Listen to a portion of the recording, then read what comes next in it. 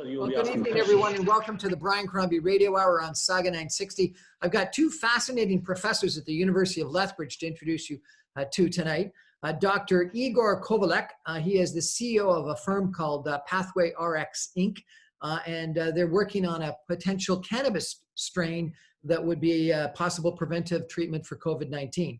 And interesting enough, his wife, Dr. Olga Kovacic, who is a professor and the Board of Governors Chair in Cancer. She's an expert in radiation biology, oncology, and epigenetics. And we're going to talk with her about radiation and cancer, both men versus women. And interesting enough, Dr. Olga Kovacic was a 16-year-old high school student in Chernobyl when the power plant blew up. And so I'm going to be interested in chatting with her as well about that. Igor and Olga, doctors, both of you, welcome to the Brian Crombie Radio Hour. How are you today? Thank you very much. Doing great. Thank you. We're doing great. Thanks for inviting us. Thank you so much for joining us. So we're joining you from Lethbridge, I presume. How is Lethbridge? We actually are right now in Calgary, so we live in Calgary nowadays, but I assume Lethbridge is good as well. It's just 2 hours drive. Excellent. And Dr. Kovacic, Igor Kovacic, tell me a little bit about the work that you're doing at Pathway RX, please. Right, so basically Pathway RX is a company that works on medicinal cannabis.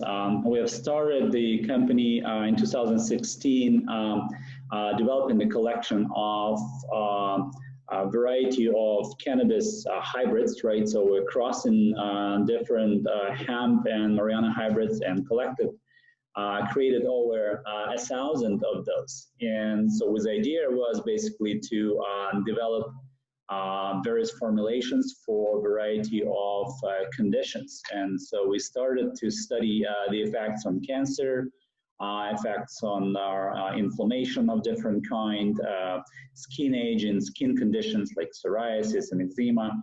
And until COVID hit, we had already a number of varieties that were selected. We have checked over 400 of them. So we have selected varieties that are fairly strong, with fairly strong anti-cancer properties, with anti-inflammatory properties, and filed a number of patents and prepared already a clinical trial on rheumatoid arthritis. And then when COVID started, all of this was on halt. But on the other hand, it gave us an opportunity to explore whether the cannabis extracts would be worthwhile to use for COVID-19 and for perhaps for inhibition of the virus replication. And we indeed found a dozen or so of extracts that are able to reduce the amount of gateway receptor, so-called ACE2. So when a virus infects a cell, it requires an interaction with the cell, and this interaction for SARS-CoV-2 virus occurs through so-called ACE2 receptor. So our extracts can reduce the receptors expression by more than 70%. That means cells have fewer of those receptors on the surface, and therefore the virus has less chances to get into the cells and infect you. Sorry, I apologize. You're saying that there's a 70% reduction in the probability that the virus can attach to the cell? Not quite. So there is a 70+% decrease in the number of receptors on the surface. Whether this will actually transpire, let's say, into 70% reduction or 95% reduction or 20% reductions, it remains to be tested, right? So in clinical trial, we'll basically demonstrate how many, if you use, let's say, preventatively on 1,000 people, how many are hospitalized normally and how many are hospitalized when they take the extra. So that's the idea of the clinical trial. Sounds like a fascinating opportunity. Why don't we now turn to Dr. Olga Kovacic, and maybe you can also give us a little brief overview of what your research is into.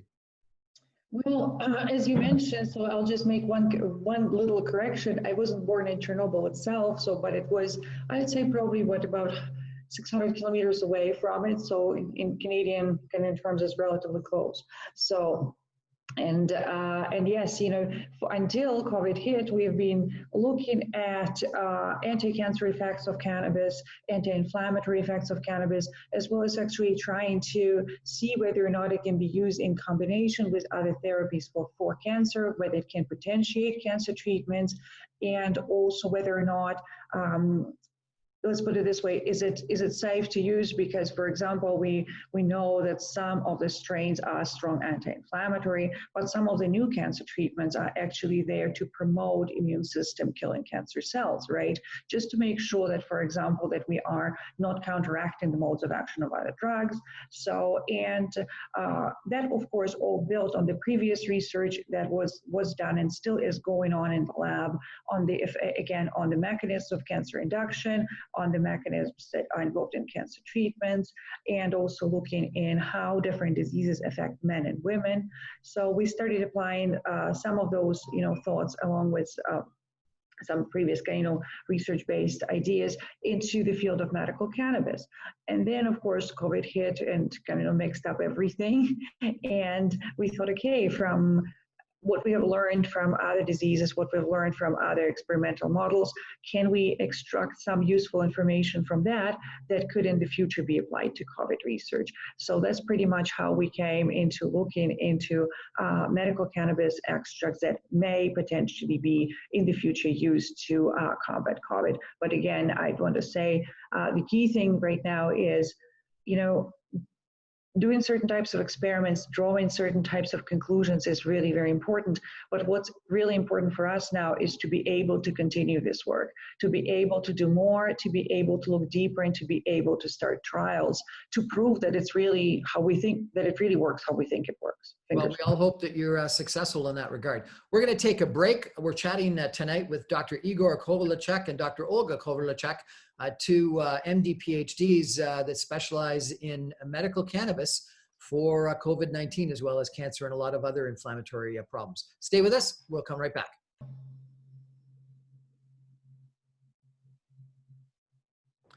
Well, we're having an interesting conversation tonight about medical cannabis and whether it could be useful for COVID-19. Dr. Igor Kovacic and Olga Kovacic have been working on cannabis, medical cannabis, for cancer and other inflammatory diseases. They mentioned rheumatoid arthritis. I want to come back and explore all of those things. But interesting enough, they switched to COVID-19 and started investigating that. So maybe we can delve into that in a little bit more detail. So my understanding is that COVID-19 has a massive inflammatory reaction in the respiratory system. So how is the cannabis potentially helping that? Right, so I'll probably leave it to for Olga to explain. So, but to start with, as just a small prelude, we have generated this 1,000+ hybrids for one specific purpose, because cannabis is not generic, right? So we understood that there's a diversity in the chemical composition, cannabinoids, terpenoids, and all the rest, and only fraction of the cultivars would work. And in fact, when we made 400 extracts, out of this 400, only about 48 had good anti-cancer properties, and only 10 were good enough that we thought we would move to clinic, right?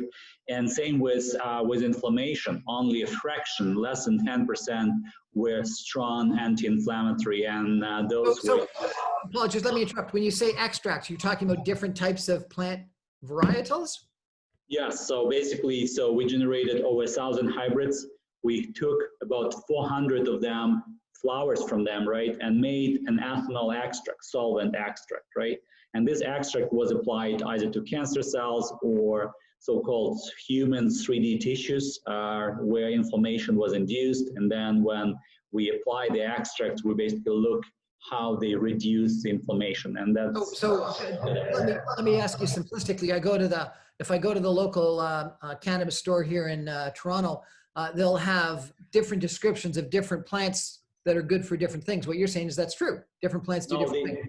Just let me correct you, Brian. They will not have description what it's good for, because it's illegal in Canada to promote your product claiming medicinal properties without clinical trials. So you come to the store and you'll have a generic extract without any, like if it's in dispensary, the bartender or whoever you call it, butt tender, could tell you, right? So because he doesn't bear any legal responsibilities, pretty much, right? But if I am a licensed producer, I cannot tell you what to use it for. It's simply illegal until the clinical trial is done.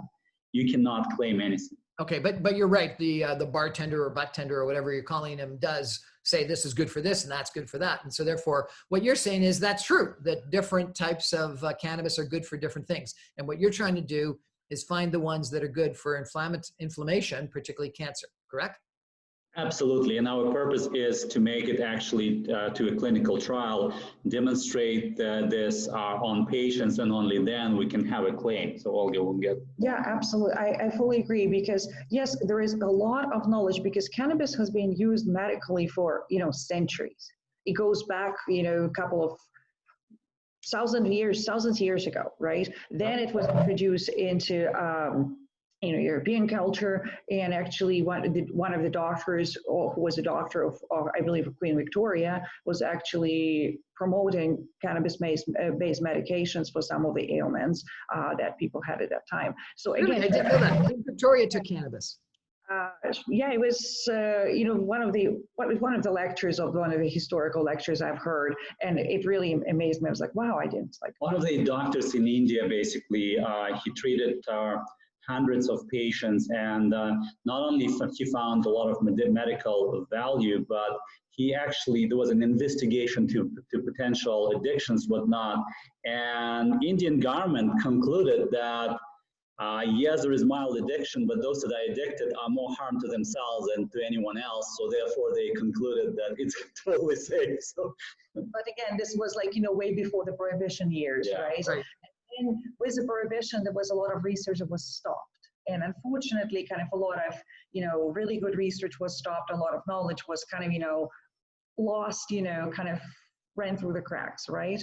And right now, with this renewed interest in this plant and with renewed research, I think we'll have to sort of rediscover it again, because yes, there are a variety of different strains, variety of different cultivars around us. And what's important to know is that not every cultivar is good for everything you can think it of, right? It appears that cannabis is non-generic. So if we would, for example, say ampicillin kills certain types, for example, ampicillin is good for, let's say it's an antibiotic, it's good for sore throat, right? So it kills a lot of bacteria, and it generally works as ampicillin works, regardless of which company produced it, right? One, second, third one is a generic, it's all generic, now it's all patent. But we cannot say that cannabis is cannabis, because it's derived from different plants, from different strains. Like Igor mentioned, it has different compositions of cannabinoids and terpenes, and they work together in the so-called entourage effect, right? So, and with that, we couldn't say that every strain of cannabis is good for, let's say, rheumatoid arthritis. No, you have to find the right one. But there is, of course, this historical evidence that, and lots of cases, when people will say, my uncle took cannabis for rheumatoid arthritis pain and his pains went away. That becomes like a case. And lots of cases, of course, and then these stories are circulating. And that's why people would say, in dispensary, will say, take this, that it may be good, right? So, but as any company, nobody can put any claim on the product. Like, for example, on the very same ampicillin, it will say, what are the directions of use, right? Use against, or here we cannot do it. Why? Because not a single clinical trial has been done on those that actually proves. We have done preclinical research. Even we cannot put, and we are not, God forbid, putting any claim that our strains can do this. We say we have seen that in a preclinical model in the lab, that mechanistically our strains affect the receptor that brings the virus. They also affect the markers of inflammation.